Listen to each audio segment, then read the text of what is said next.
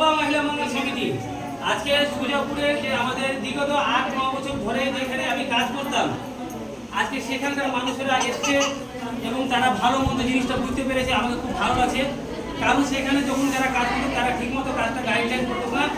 আজকে আপনারা সবাই ভালোভাবে পেয়েছেন তো? হ্যাঁ, আপনাদের সকলে গপ্পর মুন্সিপাড়া বাড়ি তো? সব গপ্পর সুজাপুর গপ্পর মুন্সিপাড়া। আমাদের ওখানে অফিস ছিল, আপনারা জানেন অফিস আছে তো। আমাদের সুজাপুর গপ্পর মুন্সিপাড়া থেকে এসে যেখান থেকে আমাদের শোভা মহিলা মঙ্গল সমিতি আজকে পুরো মালদা জেলা তথা ঝাড়খণ্ডেও ছড়িয়ে দিয়েছে, আসাম বিহারও ছড়িয়ে দিয়েছে, সেখানকার মানুষ এসে আমি খুব গর্বিত।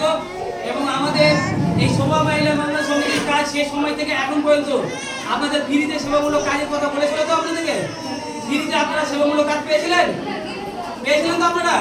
তো আপনারা সকলেই প্রত্যেকটা পাড়াতে গিয়ে দলগুলো করবেন এবং ফ্রিতে সেবামূলকের কাজ করবেন তো?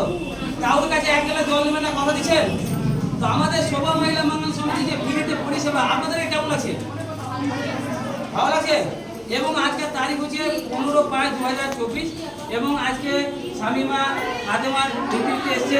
শামিমাকে অসংখ্য ধন্যবাদ, জুলি ফাতেমাকে অসংখ্য ধন্যবাদ যে আপনারা এইভাবে এতজন আজকে চোখে পড়ার মতন যে সম্মানটা নিয়েছেন। এই আমার এই এত বড় জায়গাতে আমি ঢাকার জায়গা দিতে পারছিলাম না, তো আজকে এতগুলো মানুষকে আপনি এখানে যে নিয়ে এসছেন, আমি আপনাকে অসংখ্য ধন্যবাদ জানাই। আমি গর্বিত যে আজকে সুজাপুর গফর মুন্সিপাড়ার মানুষেরা জানতে পারলো, বুঝতে পারলো যে কোনটা ঠিক কোনটা ভুল। আর আমি শোভা মহিলা মঙ্গল সমিতির পরিচালক হিসাবে আজকে 9-10 বছর ধরে যে কাজ করছি, আমি আজকে আমার স্বপ্ন পূর্ণ হলো যে আমি গফর মুন্সিপাড়ার মানুষকে আমাকে সঠিক জায়গাটা জানতে পেরে আমার কাছে এসছে এবং তারা আবার ভালো করে মানুষের পাশে দাঁড়ানোর চেষ্টা করবে, ভুলভাল করে কাজ করবে না।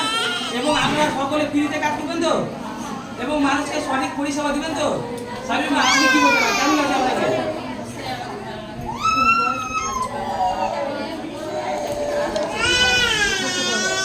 তো শামিমাকে অসংখ্য ধন্যবাদ। এখানে বাচ্চা ছেলেরা অনেক কাছে এবং এখানে খুব আওয়াজ উঠছে, তার জন্য আমরা এই ভিডিওটাকে আর দীর্ঘায়িত করছি না। এবং ফাতেমাকে অসংখ্য ধন্যবাদ যে আপনি এতগুলো মহিলা নিয়ে এসছেন।